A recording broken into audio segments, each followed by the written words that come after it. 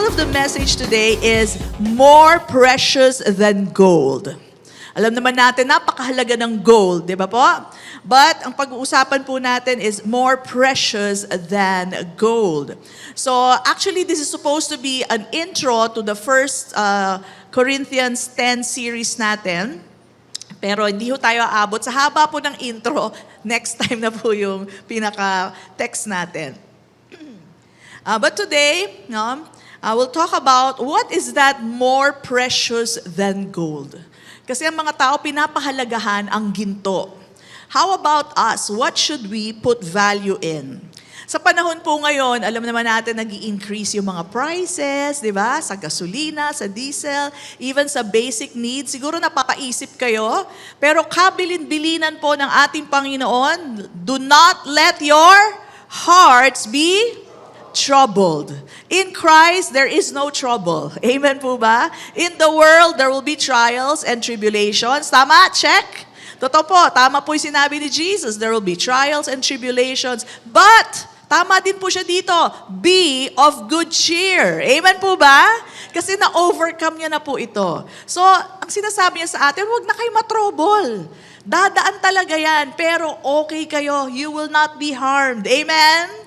He will continue to provide for us. No? Peace is what He gives us. Sabi mo nga sa katabi mo, shalom.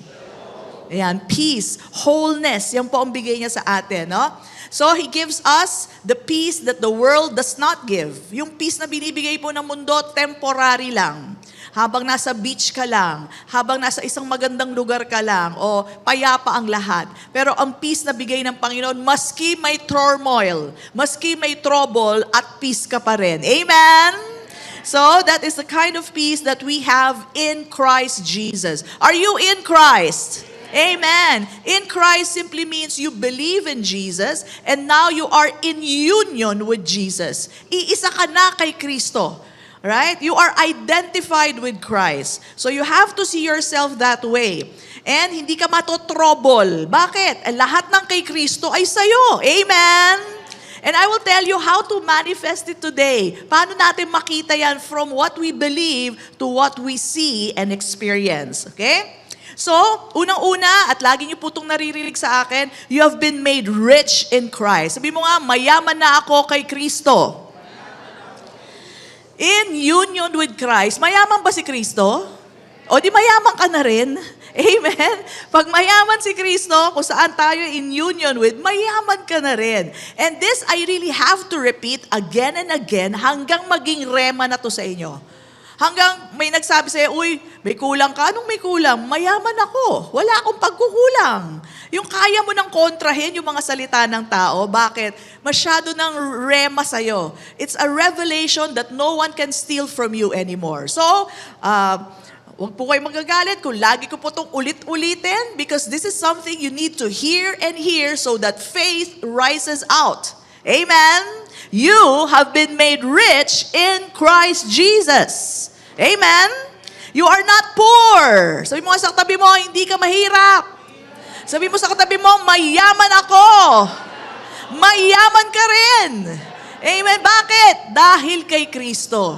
Kung ikaw lang, mahirap ka. Pero kung kasama mo si Kristo, napakayaman mo. Amen?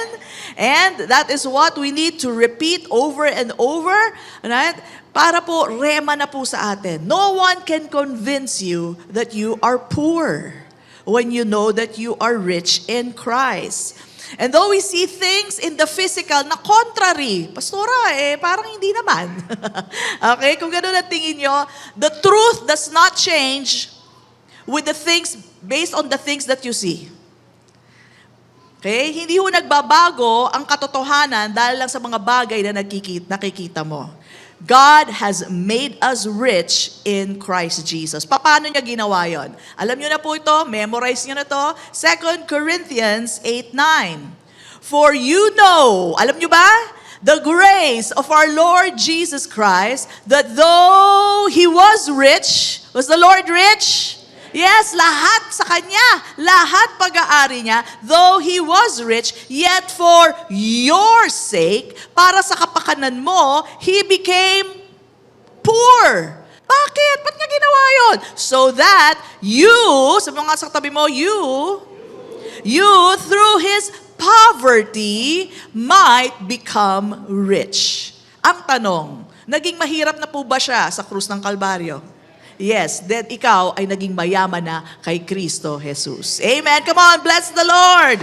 We are already rich. Pastor, ba't di ko nakikita? Okay. You have to believe it. Believe it. And then you start speaking it out. And then you will see it. Alright? So, we are already rich. Ulit-ulitin ko yan. I am made rich in Christ. You are made rich in Christ. The riches of Christ is mine. Now, in the world, ang nakikita po ng tao na valuable ay yung mga expensive bags, no? Yung mga tipong kalahating milyon. Grabe, no?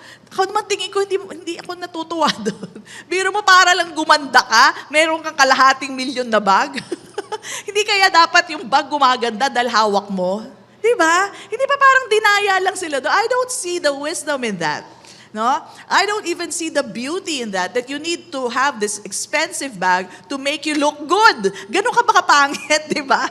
Di ba dapat ikaw ang nagpapaganda doon sa bag na yon? Dahil ikaw ang may hawak. Amen! So don't be fooled by that. This is what the world values, but I think that's foolishness. Ako lang naman yon, no? No? So, jewelries and cars, okay? All this, ito pong vina-value ng mundo. But we should see real value, okay? Because nothing compares to what we have already received from Jesus as a gift. Okay? And one among the many gifts, napakadami po ng bigay sa atin ng Diyos, right? Is our faith. Sabihin natin lahat, our faith. The genuineness of our faith. Yung tunay na pananampalataya, yan po ay mas mahalaga pa kaysa sa ginto. Amen? So let me unbox to you the genuineness of our faith today para makita nyo. Aside from the heavenly inheritance that we have received from the Lord, sabihin mo sa tabi mo, may mana ka na sa langit. Okay? May mansyon ka na sa langit. Alright? So kung meron ka na dito, okay yan, pero mas maganda tiyak sa langit. Alright? Reserved in heaven for you. We have, aside from that, we have the genuineness of faith right now, which we can use, alright? Which is more precious than gold. Okay? So let me read to you the document or the verse that tells you that you have this. Okay? 1 Peter 1:3-9. Sabi po dito, "Blessed be the God and Father of our Lord Jesus Christ, who, according to His abundant mercy, has begotten us again." Ito yung born again experience natin, "to a living hope." Sabihin natin lahat, living hope.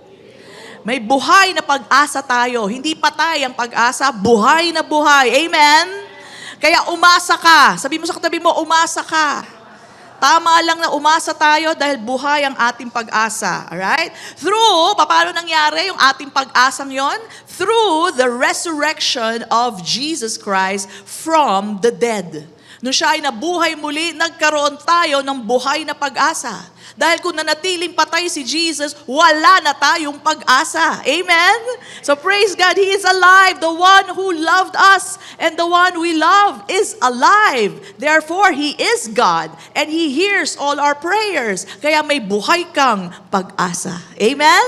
Praise God. And then sabi dito, dahil doon sa kanyang resurrection, it brought us to an inheritance. Mana. Anong klaseng mana? Incorruptible. Hindi nabubulok and undefiled, hindi nadudumihan, and that does not fade away.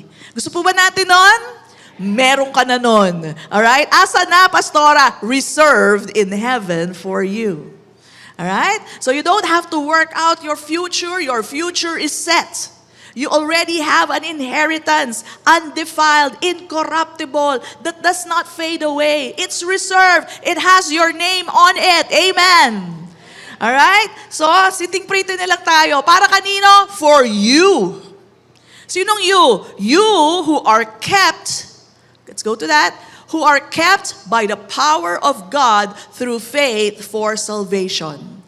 So even tayo po, we are being kept by the power of God. You're not keeping yourselves. It is God who is keeping you by His power through faith for salvation, ready to be revealed in the last time. So magkakaroon po ng great reveal. Amen? Papakita na po sa mundo kung sino ang mga anak ng Diyos. Okay? And in this, dahil dito po, you greatly rejoice, though now, tingnan nyo, nagiging realistic lang naman po yung salita ng Bible.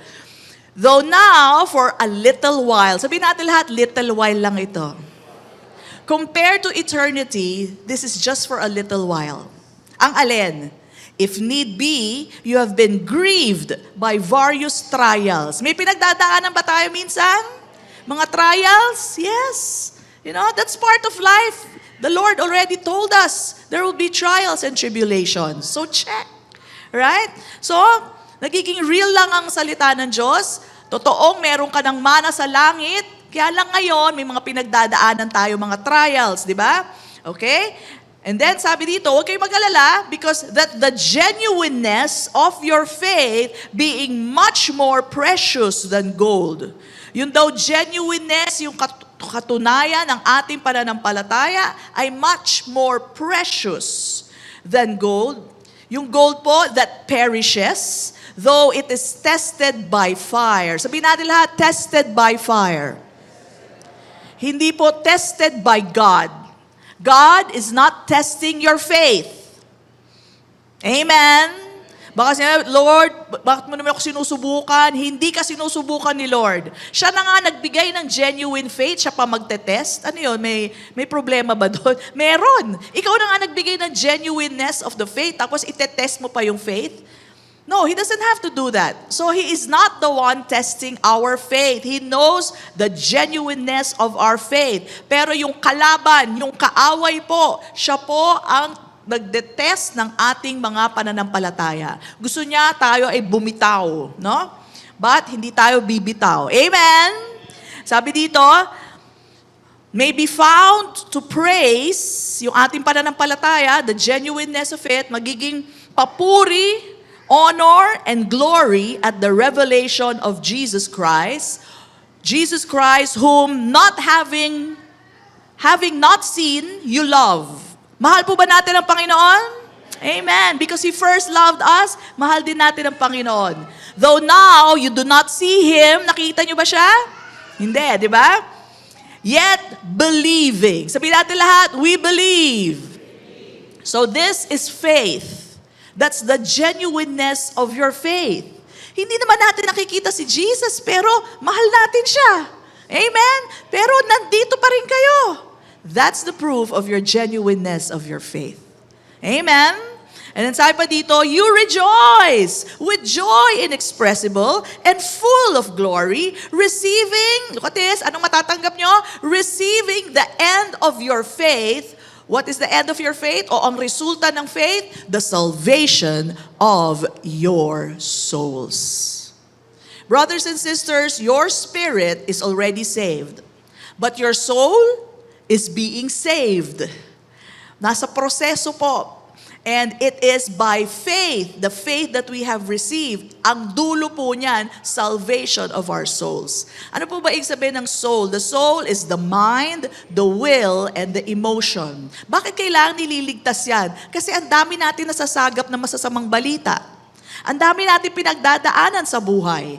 Kaya every time that you realize you can believe in what the Lord Jesus Christ has done for us, it saves your mind, it saves your will, and it saves your emotion. Amen? Imbis na nagpapanik ka, kalma ka lang. Bakit? I know the Lord will provide for me. I know the Lord will protect me. I know the Lord will answer my prayers. Amen? So, yan po ang salvation of your souls. Yan po ang nangyayari ngayon. Every time we use our faith, the faith that God has given all of us, the genuine faith that we have received, tayo po naliligtas ang ating mga kaisipan, ang ating mga damdamin, ang ating mga kalooban. Naliligtas po siya.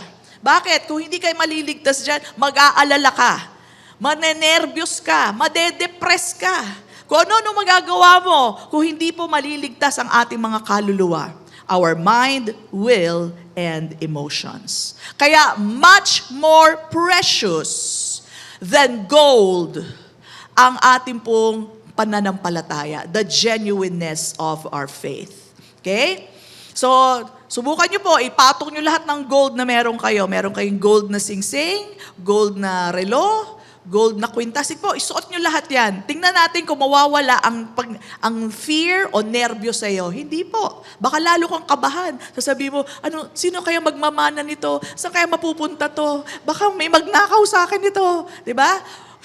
Ganun po yun. Pag wala tayong pananampalataya sa Panginoon, kakabahan ka palalo.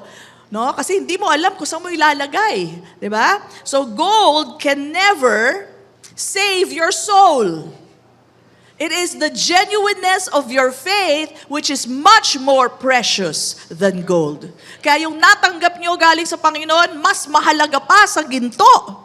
Kaya tunay na tayong pinayaman ng Panginoon. Amen! And these are the more important things in life. Ang dami mong ang pera, hindi ka naman makatulog dahil sa dami mong problema. Ang daming problema pero nanginginig, ang dami mong pera or gold, pero nanginginig ka sa takot dahil may mga humahabol sa'yo. What kind of life is that? Amen? So, faith makes us, on the other hand, faith makes us receive or manifest every good thing that God has already given us. Lahat po ay binigay na sa atin ng Panginoon. Hindi po yan installment. O bukas bibigyan kita ng pandesal ha. O next week bibigyan naman kita ng kanin. Hindi po ganun na pa. Lahat po ibinuhos na po sa atin, no? And we receive that by faith. Alright? So we'll go through the process. So paano po natin makikita yan? From grace, through faith, to here it is. Alright? So faith, again, makes us receive or manifest from God everything good. We receive grace through faith. Sabihin natin lahat, grace through faith. Not through money, not through effort. Hindi ho natin natatanggap ang biyaya ng Diyos sa effort. Sa paggawa o sa kabutihan natin. Hindi po natin. Lahat po yan ay natanggap dahil nanampalataya ka lamang. Amen? That's amazing. Sa mundo kasi lagi, do something good first, earn your way, alright? And then you will receive the grace of God. Okay? Pero sa atin po, ang buong nakikita natin sa salita ng Diyos, grace is through faith. Natatanggap yan dahil sa pananampalataya. Naniwala ka lang na ikaw ay pinayaman na. And everybody says, Amen. Paniwalaan mo lang yon, lalakaran mo yan. Amen? Praise God. So faith means you believe in the Word of God. Whatever the Word of God says, that settles it. I don't care kung walang pera, yung bulsa ko. Pero sinabi sa akin, mayaman na ako, di mayaman na ako. Amen? So, going back, our souls are saved by faith. So, pag sinabi po ni Lord, do not let your hearts be troubled, I will not let my heart be troubled. Pastora, tumataas na yung mga bilihin. I will not let my heart be troubled. Ang susundan natin, yung salita ng Diyos, hindi yung takbo ng mundo. Okay? Sabi nga nung nabasa ko sa si Sister Ling yata yun, sabi niya, yung presyo daw ngayon parang frequency. Alright? So, I believe kung tayo po ay titingin lang sa nangyayari sa mundo, talagang matotrouble ka. Alright? You will be worried. But if you will look to Jesus and His Word for us, it will save your mind, your will, and your emotions. It will save your souls. Amen? So, again, sa panahon ngayon na may wars and rumors of wars, we thank God that we have faith. Amen? Kundi kinakabahan na tayo. And what we declare is that rumors of war lamang. Sabihin natin lahat, rumors of war. Yun lang po, manatiling chismis po para sa atin, no? So that our hearts will not fail us. No? So what do we do? Only believe the words of Jesus. Have faith in the Word of God. And that is much more precious than gold. Okay? So, kalma po ang ating kaisipan dahil po alam natin we are kept we are kept by the power of God by faith unto salvation. Who's keeping you? God. His power is keeping all of us. Hindi ikaw ang nagkikip sa sarili mo. Ang Diyos ang siyang nangangalaga sa iyo. Amen? He will supply our needs. We shall not want because He will provide for us. Hindi ka pagkukulangin. I declare that over you today. Amen? He will always provide. That's why we always have to remember the benefits of the Lord. Sabi nga, bless the Lord, O my soul, and do not forget His benefits. He who has forgiven our sins, He who has healed us, He who surrounds us with goodness and mercy, He who redeems our life from destruction, and who makes us taste good things, satisfies our mouth with good things, so that our youth is renewed like the eagles. Amen? Yan po ang tatandaan nyo, at huwag nyo daw lilimutin ang benefits of the Lord. That will calm you down. Maski may naririnig na kayong mga wars and rumors of wars, it will calm you down. It will allow you to stay in peace, the peace that God has given us through His Son, Jesus Christ. Amen? And God has been doing this all His life. All from eternity. Okay, yan na po talaga siya. He is good in that. He is good with His Word, with His promises. Papakita ko po sa inyo, buhat Old Testament pa po. Yan na po talaga ang Diyos. Hindi siya nakakalimot sa kanyang mga tao. Hindi siya nakakalimot sa kanyang mga anak. I'll show you. Si Isaac, kilala si Isaac? Isaac is the son of Abraham. Okay? So Isaac, in a time of famine. Ano po ba yung famine? Walang makain. Okay? In a time of famine, ay patuloy po siya nag-sow dun sa land, and God prospered Isaac. Biro nyo famine, pero nag-prosper si Isaac. Alright? So let us read that scripture. So I'll show you by history that God never fails to prosper. Okay, Genesis 26:12 to 14. Sabi po dito, then Isaac sowed in that land. In that land kung saan may famine. And what? Reaped in the same year 100-fold. 100% po. And the Lord blessed him. Next. The man, Isaac, in the middle of famine, began to prosper and continued prospering until he became very prosperous. Sobra niyang prosperous, right? Ang sabi dito, for he had possessions of flocks and possessions of herds and a great number of servants. Hindi konti great number of servants, so that the Philistines envied him. Nainggit na sa kanya. Alam niyo ba, pumunta siya sa Gerar, kung saan nandun yung mga Philistines. Nakikitira lang siya doon. Sabi nung hari sa kanya, umalis ka na nga dito, nagmumukha kaming mahirap dahil sa'yo. Totoo yan, basahin niyo Bible niyo. So sobrang yaman niya, pinalaya siya. Biro mo, mas marami pa siyang servant kaysa sa hari. Kaya sabi, umalis ka na dito. Nagmumukha kami mahirap dahil sa'yo. Okay? Bakit? Because of God. God who never fails to prosper His servant. Amen? Come on, bless the Lord. So, anong lesson dito? When you see troubling times, di ba? May trouble. Okay? Do not give up. Do not despair in times of famine. Tulad ng sinabi ni Kristo, do not let your hearts be troubled. Andito ako. You are in union with me. Amen? Keep sowing. Do not despair in times of famine. And you and me, as a new covenant believer, God will not leave you. Amen? At ang sabi ko nga dito, He will not make you rich. Ano yan, Pastor? But He will not make me rich. Oo, kasi He has already made you rich in Christ Jesus. And everybody says, Amen. So hindi ka gagawing mayaman, pinayaman ka na niya kay Kristo Jesus. Amen? Parang konti ang amen doon Amen! Mayaman na tayo dahil kay Kristo Jesus, ating Panginoon. Hallelujah! Come on, receive that! Hallelujah!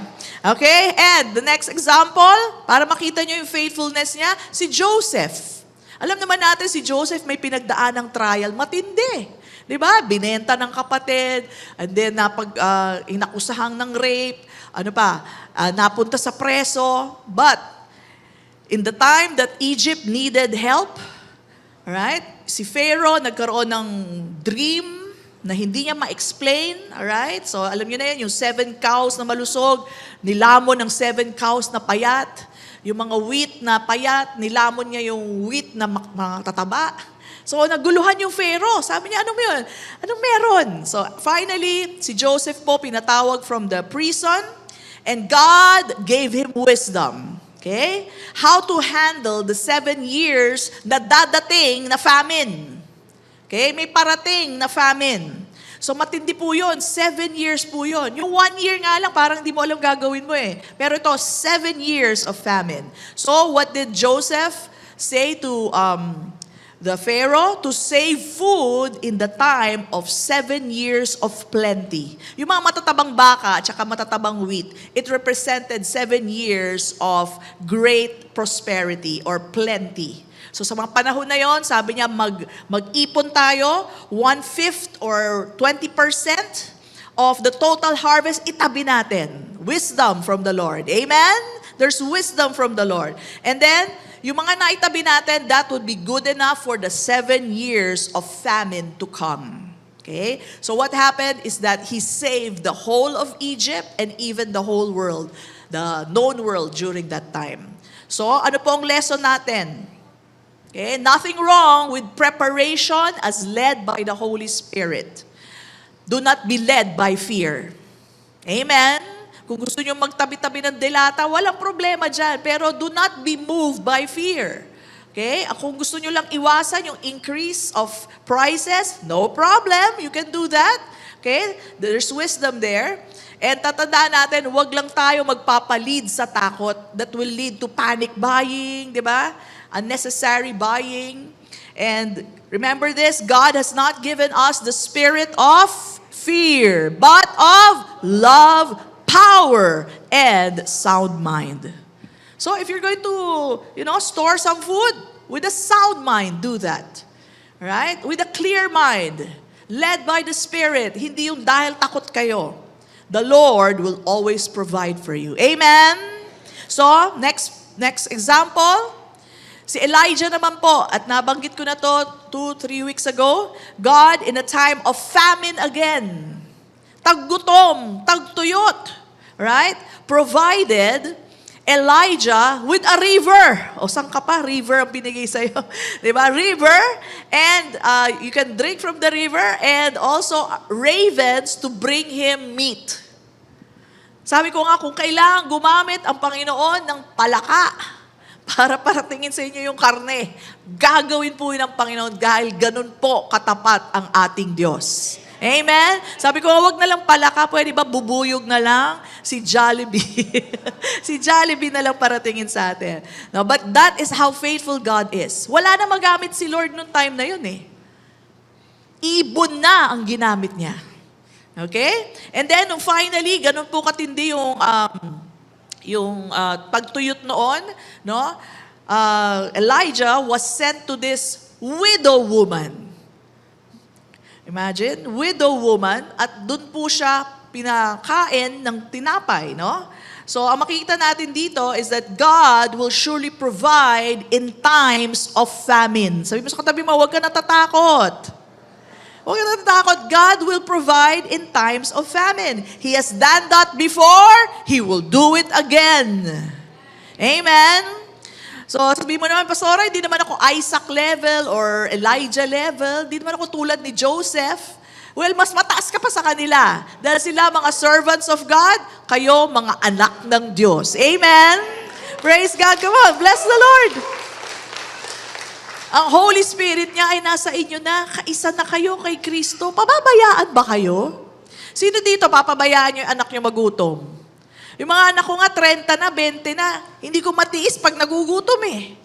Tama? Binubusog pa rin natin. Di ba? So, hindi tayo pababayaan ni Lord. Hindi niya matitiis na tayo nagugutom. Amen? So, this widow woman, gusto ko bigay sa inyo example, because this woman was not a servant of God, she was a pagan. She was a Gentile. Pero binigyan siya ng pagkakataon ng Diyos para makapag-sow doon sa kay Elijah. Hindi siya pinilit. Hinayaan po siya na magbigay. Alright? And as a result, tingnan nyo pagan to pagan. Hindi naniniwala sa Diyos, pagan.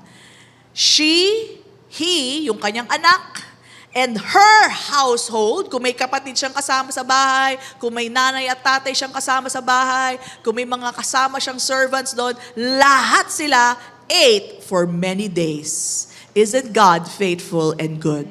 Amen? Mga pagan to. Pagan. Kayo pa kaya? Hindi naman kayo pagano. Kayo mga mananampalataya ni Kristo. Amen?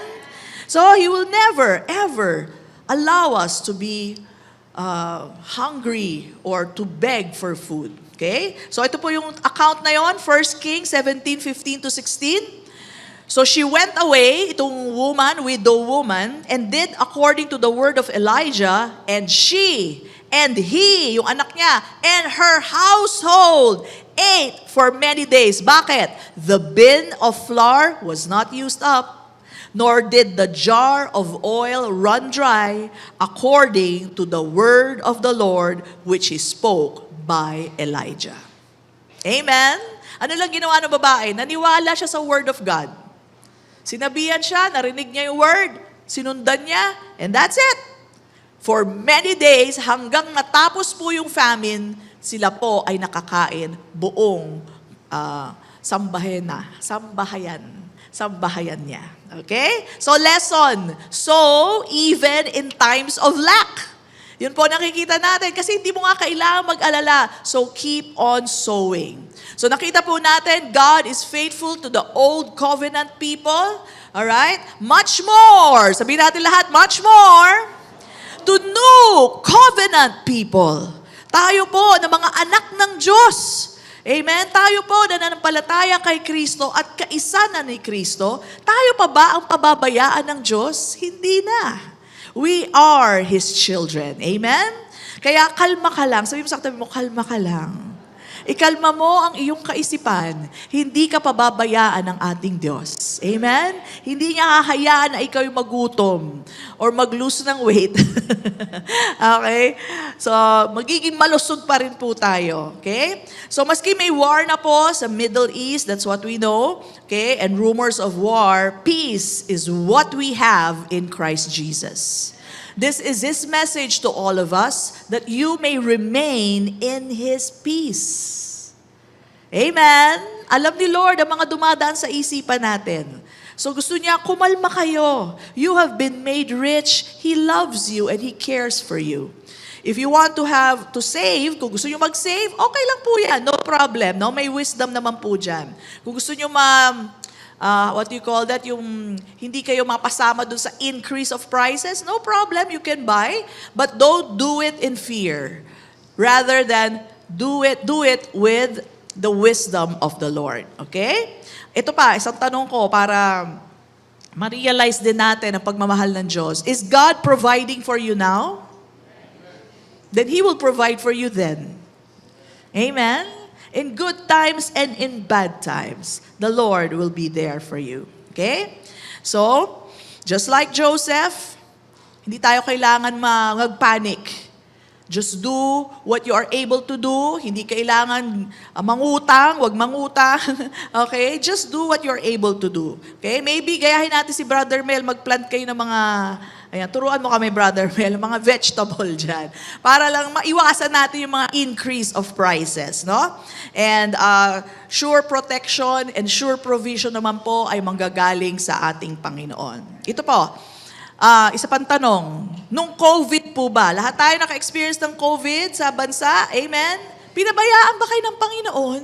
Di ba hindi? Di ba nagtabaan pa nga tayo? Hindi ba yung iba nagkaroon pa ng magandang negosyo nung panahon ng COVID? I want you to be reminded of these things so that you will see how faithful and how good God is to all of us. Hindi ka makakalimutan ng Panginoon. Amen? Hindi tayo pagkukulangin ng ating Panginoon. So do not forget the benefits of the Lord. Look at this. If God feeds the birds of the air, na ang halaga ay mga sentimo lamang, ikaw pa kaya? Your value is much, much more than the birds of the air. Si Lord mismo ang nagpapakain ng mga ibon, ikaw pa kaya? Amen? Kaya hindi ka pwede pabayaan ng Panginoon. You should know that. And you should stay in that peace. Do not be troubled by the things that you hear all around in social media. Okay? So, allow yourself to be led by the Spirit. Believe. Use that genuineness of faith that you have, which is more precious than gold. Okay? Hear His instruction. Ito yung word niya sa atin. Peace He gives us. Peace. Protection. Supply is what He gives you. Hear those words. Namnamin nyo yan. That is for you, His children. Amen? Okay? So hanggang matapos yung crisis, patuloy po ang supply ng ating Panginoon. Okay? So, let me just show you kung paano po mag-manifest. He has given us all good things for life and for godliness. Nasa atin ang lahat. Sabi mo nga sa katabi mo, nasa iyo na ang lahat. Sabi mo naman sa kanya, nasa akin din ang lahat. Okay, so kung nasa atin na, Pastora, asa na? Okay, I'm sure nakikita nyo na. Pero para doon sa hindi nakakaalam, gusto nyo makita, mag-manifest. Nothing wrong with the word manifest. Nauna po ang Bible dyan bago ang New Age, okay? So from grace through faith, okay, to here it is. Here it is, okay? So lahat po ng good thing that we need and more, we have already received from God and is manifested by faith. Sabihin natin lahat, by faith. Okay, basahin po natin sa Ephesians 3:20-21. Now to Him who is able to do exceedingly abundantly above all, exabable, alala niyo ba? That we ask or think. Higit pa daw sa ating mahihingi o maiisip. He's able to do according to the power that works in us. To Him or to God be the glory in the church by Christ Jesus to all generation forever and ever. And everybody says, Amen. So, ano ba hinihingi mo kay Lord? Higit pa dyan, kaya ibigay. And I've experienced that so many times. Ako na mismo nagugulat. Alright? So many times, ang hiningi mo lang ito, pero ibibigay niya sa'yo much more. Okay? And it's all received by faith. Yung power na minimension dito is either the power of God in us, which is the resurrection power, or the power of the Holy Spirit. Parehas yan meron tayo. Okay? And it is received, we respond to it by faith. Sabihin natin lahat, by faith. Ito po yung much more precious than gold, yung ating pananampalataya. Kasi lahat po ng binigay sa atin ng Panginoon, na-manifest po by faith. Natatanggap at na-manifest by faith. So how does it work? Simple lang po. Simply believe. Sabi mo, I believe. Ganun lang po. Ganun lang ba yung pastora? Oo. Sa mundo kasi pinahirap nila. Kailangan may gawin ka. Sa Panginoon, maniwala ka lang. Okay? So the spirit of faith is we believe, we speak. Okay? So when you believe, punong-puno ang puso nyo, you speak it out. Okay? And that's how we manifest what is already given us. Sabihin natin lahat, manifest. Okay, babasahin ko po sa inyo para proof na una po ang Bible sa manifest, hindi po ang New Age. Okay, 2 Corinthians 4:10-13. Sabi po ni Paul, always carrying about in the body the dying of the Lord Jesus, that the life of Jesus also may be what? Manifested in our body. Makita rin daw, ma-show or ma-display sa ating katawan. So from the spirit to the body, nakikita sa kanila si Kristo. So hindi po masama yung word na manifest, no? For we who live are always delivered to death for Jesus' sake, that the life of Jesus also may be what? Manifested in our mortal flesh. So nakikita daw sa kanilang katawan. Look at this. So then, death is working in us, but life in you. And since, look at this, ito na importante, and since tayo, si Paul at tayo, we have the same spirit of faith, according to what it is written, I believed, and therefore I spoke. We also, tayo din daw, we also believe, and therefore speak. Do you believe? Then speak it out. Amen? Mayaman na ako. Amen? Magaling na ako. Amen? You have to speak it out. If you truly believe it, just speak it out. Yun na lang po ang kulang na element sa atin. Yung iba sa isip lang. Yung iba kinokontra pa yung nasa isip. Yung yayaman daw, di naman eh. Eh, ikaw may sabi niyan. Ikaw may sabi niyan. Okay? Sana hindi mo nila sinabi. Okay? So, sabi dito, ito ang same spirit of faith. This is the spirit of faith. Ano po yon? You believe, you speak. Do you believe? You speak. You speak it out. Huwag mahiyang i-speak out. Hindi naman kayo nagsisinungaling. Ang Bible ang nagsabi na kayo'y pinayaman na kay Kristo. Amen. Alright? Na kayo'y pinagaling na. Amen. Kaya ako magaling na. Amen. Hallelujah. Thank you, Lord. So, the effectivity of our faith is when we speak it out. When we acknowledge every good thing that Jesus Christ has finished for us at the cross. Amen. Tapos na eh. Pinaniwalaan na lang natin at sinasabi natin. And remember, that's how God operates. Alright? He saw darkness, sinabi niya, ang dilim naman. Yung ba sinabi niya? Ang sabi niya, let there be light. Kaya pag may kakulangan sa buhay, huwag niyo sabihin, kulang tayo sa tinapay, kulang tayo sa bigas, kulang tayo sa ganito. Huwag niyo sabihin niyo, let there be bread, let there be bigas, let there be money. Amen? Hindi yung wala tayong ganito, wala tayong ganito. Okay? Kaya pala. Kaya naman pala.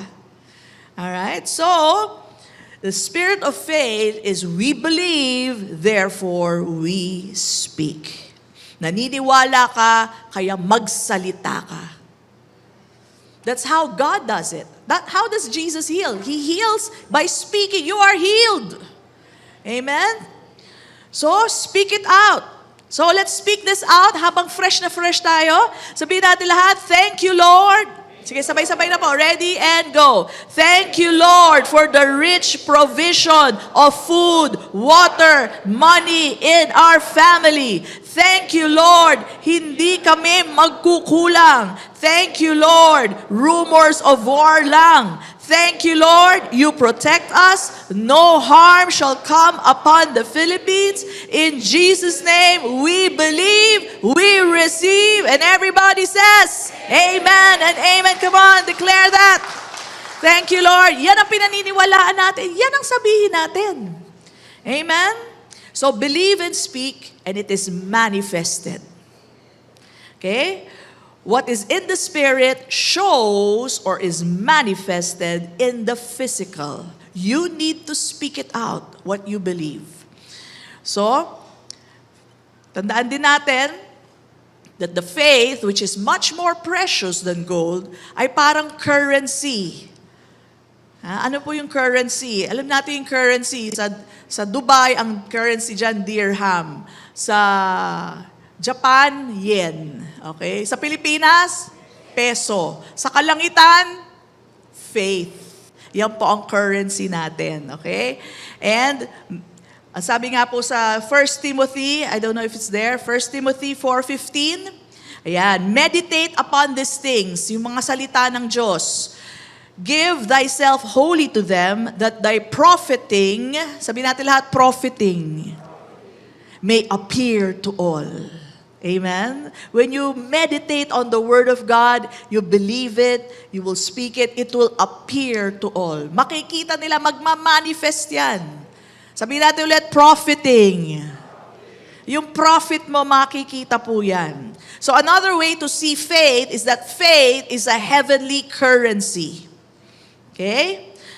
So, kung meron po tayong faith, then you can buy for free.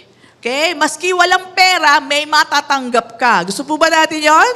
Pwede yon. Look at Isaiah. This is an invitation from Isaiah. Okay? Isaiah 55, 1-2. Are we learning?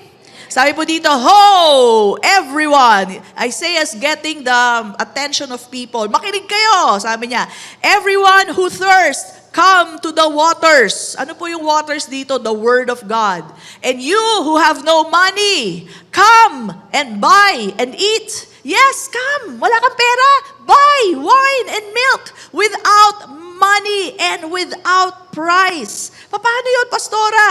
Kumain ka ng salita ng Diyos. Okay? Sabi pa niya, why do you spend money for what is not bread and your wages for what does not satisfy? Sabi niya dito, listen carefully to me. Let's go to the next. Listen carefully to me. Wala ba? Meron yan eh. Listen carefully to me. Okay? Sa word na naririnig nyo, and eat what is good, and let your soul delight itself in abundance. So yung soul mo, yung kaisipan mo, sa abundance siya magde-delight. Hindi sa takot, hindi sa kahirapan, hindi sa nerbiyos.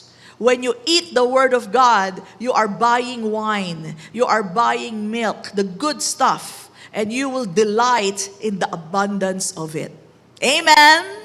So every time you are hearing the Word, you are eating. You are buying without money. Okay? So Isaiah invites all, ito po yung binibigay sa lahat, invitation sa lahat, come buy without money. Right now, you are buying without money. And you're receiving so much from God. Diba? Kapayapaan ng puso. Amen? Kasiguraduhan na merong magpapakain sa iyo, magbibigay sa iyo, magsusupply sa iyo. Amen? Praise God. So, hear the word. Consume it. Right? It tastes so good. It tastes so good na may nangangalaga sa iyo. At hindi ikaw ang mangangalaga sa sarili mo. Ang Diyos mismo ang mangangalaga sa iyo. Amen? So, our buying power is faith. That is why it is much more precious than gold. Amen? Kuha ba natin yon? So, paano, Pastora, pag may trials? Uubra pa rin ba ang ating faith? Yes! Maski may trials, lalong titibay ang ating genuineness of our faith. Tinitiyak ng Panginoon genuine ang faith na natanggap nyo sa Kanya. Hindi peke. Hindi ho peke yan. No? Ito po ay genuine faith. So maski may trial, lalong tumitibay ang ating pananampalataya. Trials don't ruin faith, they refine it, and produce endurance and maturity. Can we have that? Ayan. Bakit doon wala? Ayun. Okay. So it produces endurance and maturity. Sabi po sa James chapter 1, 2-4, knowing that the testing of our faith, nasusubukan ba ang pananampalataya nyo? Well, that is from the devil, not by God.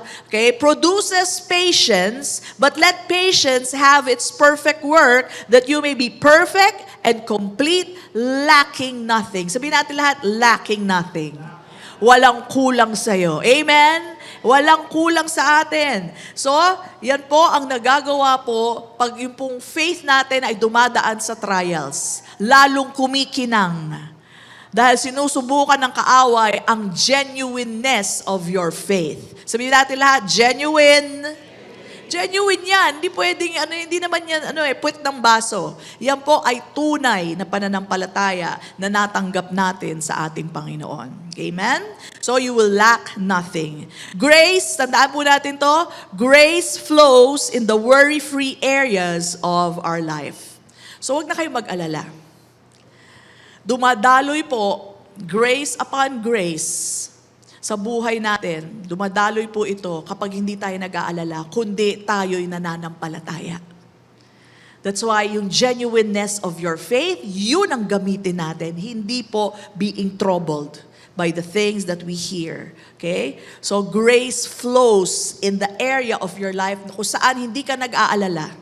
You're not troubled by it. Hayaan nyo lang, tingnan nyo, mag-i-improve po yung mga situation nyo. Finances man yan, kalusugan man yan, huwag nyo pong itrobo lang sarili nyo. Rather, use faith. Trust in God. Only rely on God. Declare, speak the words of healing because that is what Jesus Christ has given us. Speak provision instead of the problem. Okay? Tandaan po natin to, when God made the earth, okay, God did not invent money. Totoo po ba yun? Sino nag-invento ng pera? Tao. Okay? So, instead, God provided for everything that we need without money. We just need to believe in God. God gifted man with faith. Yan po ang binigay niya sa atin. Faith is heaven's currency. And with faith, you can buy without money and receive from heaven. How? You believe and you speak. Sabihin natin lahat, believe, therefore speak. So I believe, may magpapadala sa inyo. May magbibigay sa inyo. Apaw-apaw ang pararatingin sa inyo ng Panginoon. I believe that. Amen? He provides for every need that we have. That's how He wants you to be assured of how good our Lord is. Bumili nga ako ng avocado. Dalawa lang sabi ko eh. Isang malaking supot dumating sa akin ngayon. Sabi ko, more. Example po talaga. Exceedingly, abundantly, above all. God is so good. Amen? So what do you need today? God is able to exceedingly abundantly above all provide for what you need today. Believe that. Receive that right now. Alright? Kagalakan po ibibigay sa inyo yan. Kapahingahan sa inyong kaisipan. Amen? Sa inyong soul. It saves your soul from a lot of worries, a lot of stress. And you will see that as you speak it out. Amen? So, by prayer and declaration, it works. So you can pray, you can declare over people, declare over your life, declare over your children, over your spouse, over your properties, over your businesses. Declare the good things of the Lord. Amen? That's how it works. Whatever you believe from the Word of God, just speak it out.